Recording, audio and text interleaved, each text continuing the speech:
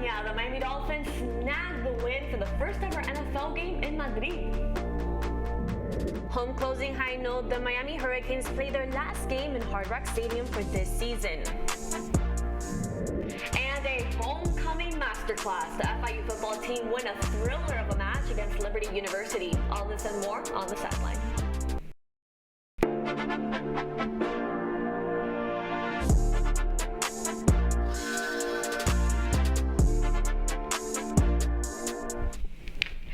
South Florida, and welcome to the Sideline, the place where you get all the highlights for your South Florida teams. I'm Valentina Gaspari. And I'm Laura Iglesias. The Sideline starts now.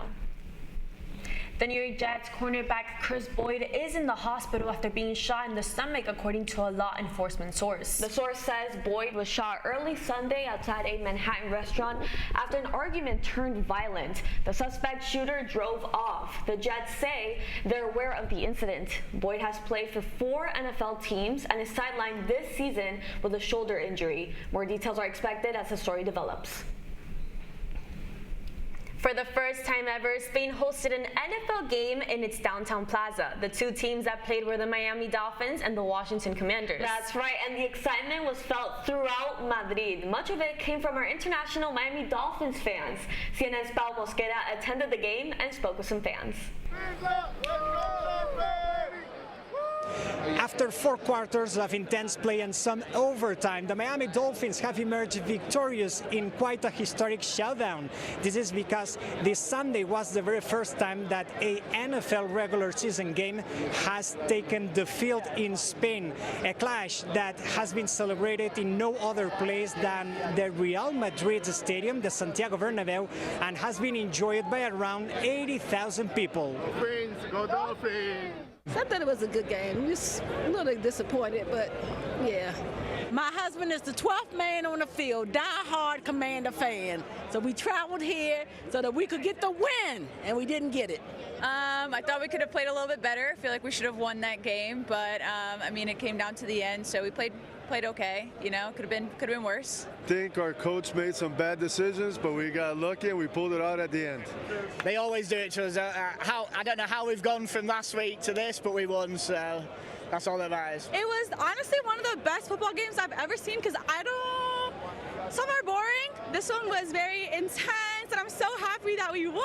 We had a great time, a lot of fun, some sloppiness, but we came with the victory. That's all that matters, all right? After welcoming this international experience, the Santiago Bernabeu has made it clear that it's ready to host other global events. And that's why the fans are already wondering if the NFL will disembark again next year in Spain.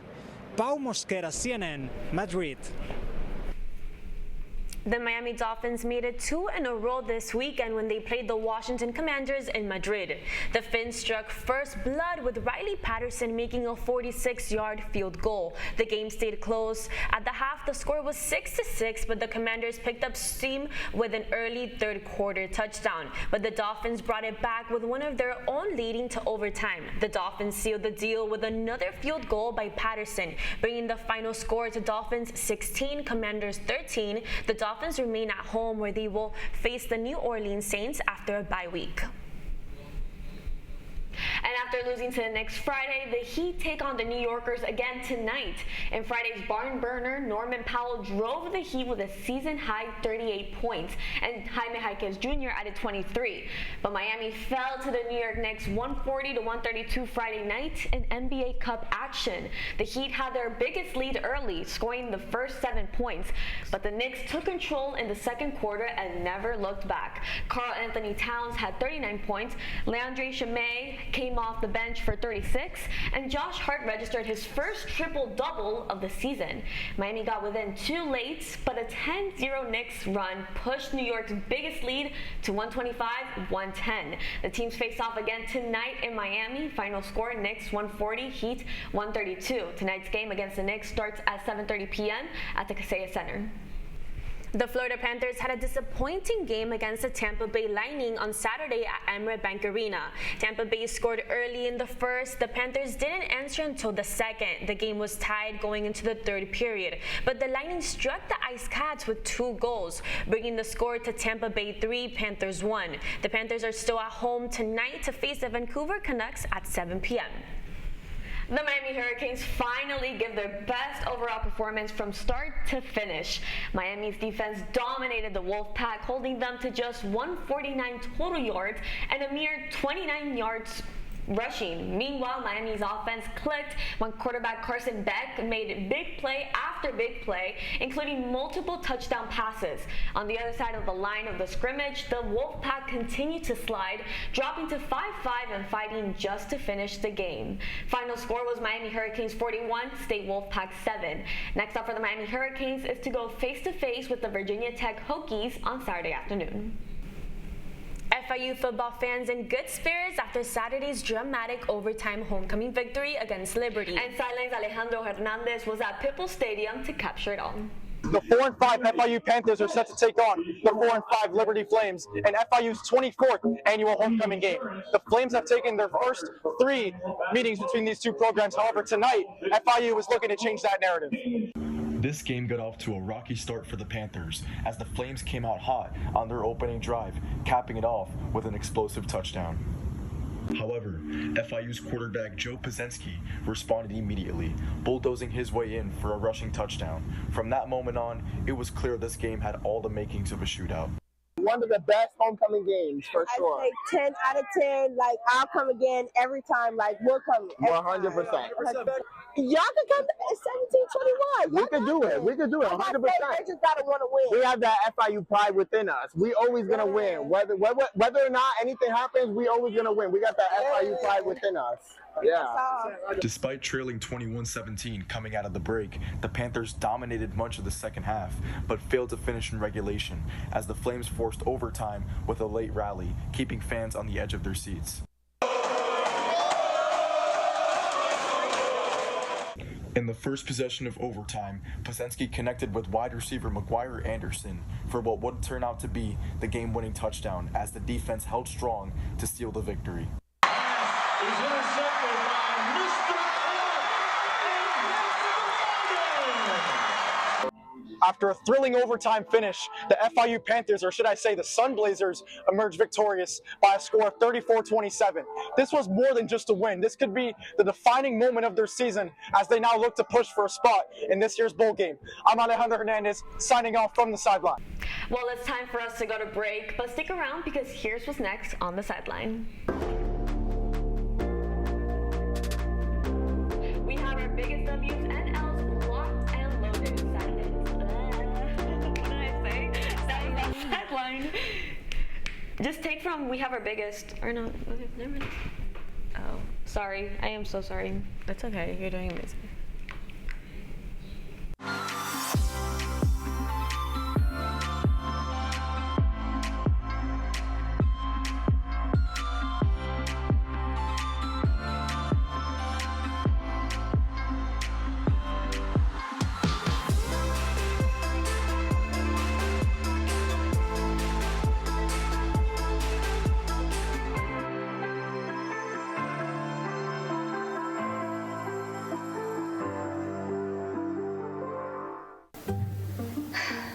Really use a new tablet. I just don't have the money.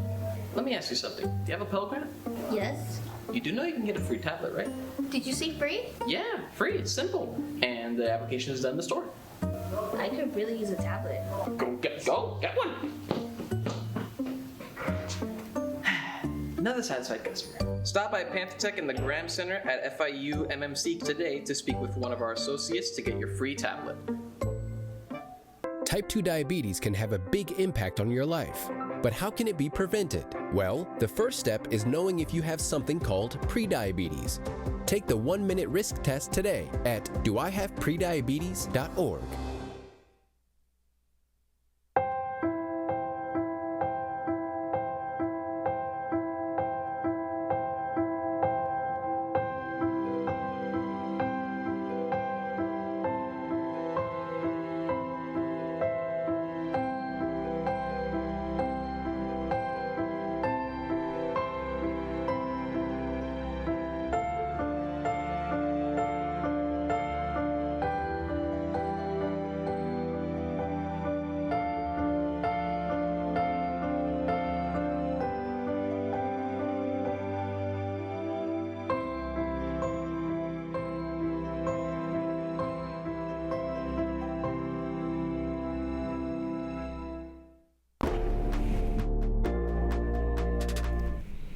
Welcome back. Now it's time for everyone's favorite segment, our W's and L's of the week. Yeah. Well, Vale, to start us off, my W for this week is going to be Josh Allen. This game that happened last night was literally one of his best performances. It was wild. The season started off with the torching the Buccaneers with 3 passing touchdowns and 3 rushing touchdowns. He locked completely in control from start to finish, picking apart Tampa's secondary and bullying his way into the end zone on the ground. The Bills' offense fed off his energy, moving the ball smoothly and keeping the pace high all afternoon. Buffalo's receivers were sharp too, creating separation and turning short plays into big gains. The run game opened up because of Allen's threat as a runner, which kept the Bucs guessing the entire time and the defense doing its job, forcing key stops that gave the game extra positions. Overall, it was the kind of win that every team wants, and it was just a great time. Is it too early to say MVP yet? I think so. Maybe. But my W is going to Argentina, beating Scotland in rugby with the greatest comeback in history. I mean, my goodness. Yesterday, the Pumas, which is what the Argentine rugby team is called, were down by 21-0 until a second half performance by the team turned the game from a disappointment into a huge success.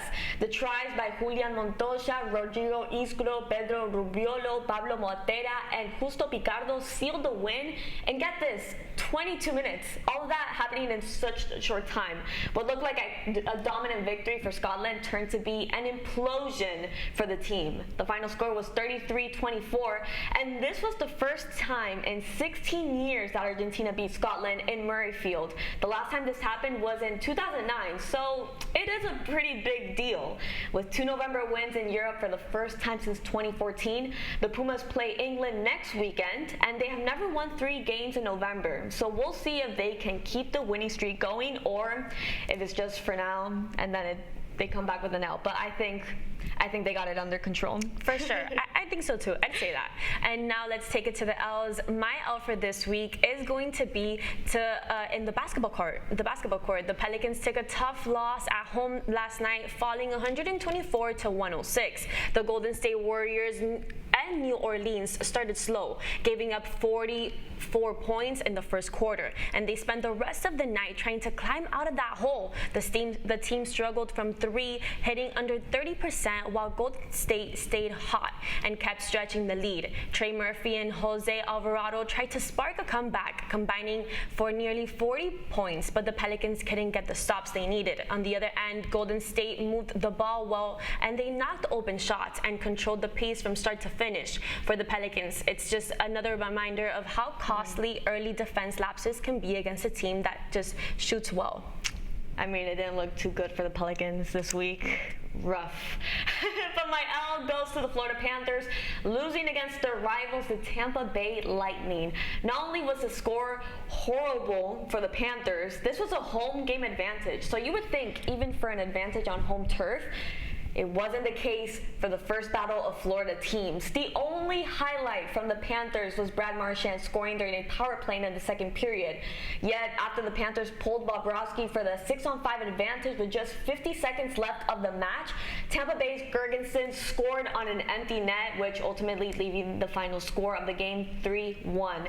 The next 3 Panthers games are taking place at Emirates Bank Arena here in Sunrise, with the Cats facing the Oilers this Saturday. So we'll see if this team can step up or improve their game. Oh, Vale, I know that loss must have hurt you, but now it is time for our week's game picks. Sideline's Nicolette Expert gives us the insight on what's to come.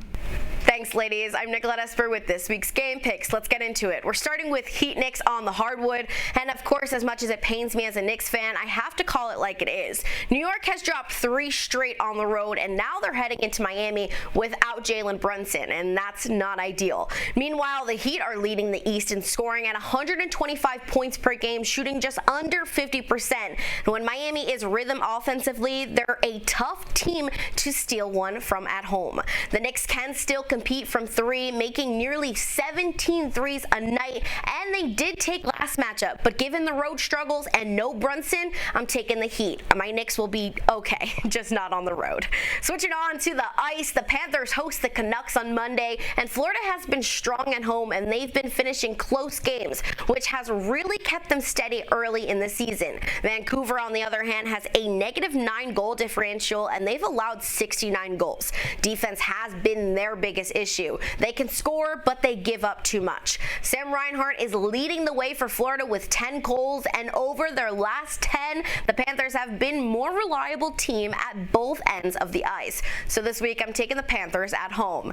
And finally, we go to the MLS Cup playoffs. Inter Miami is taking on FC Cincinnati in the Eastern Conference semifinals, and this matchup is all about the number 10s, Lionel Messi for Miami and Evander Vieira for Cincinnati. Both have been game breakers all year. Evander has been a huge asset for Cincy, especially in tight games, and he's one of the best playmakers in the league. But of course, Miami, they got Messi, and he's coming off a postseason where he already has 8 goal contributions and has been the most dominant player in the playoffs so far.